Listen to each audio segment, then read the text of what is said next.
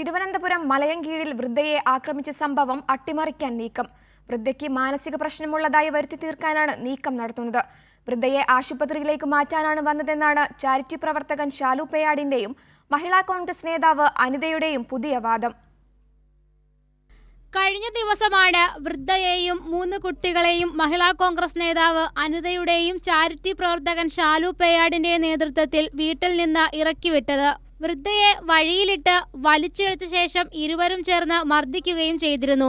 മർദ്ദന ദൃശ്യങ്ങളടക്കം പുറത്തു വന്നതോടെയാണ് വൃദ്ധയ്ക്ക് മാനസിക രോഗമുണ്ടെന്ന് വരുത്തി തീർക്കാൻ ഷാലു പേയാടും അനിതയും ശ്രമിക്കുന്നത്. മാനസിക വെല്ലുവിളി നേരിടുന്ന വൃദ്ധയെ ആശുപത്രിയിലേക്ക് മാറ്റാനാണ് വന്നതെന്നാണ് പുതിയ വാദം.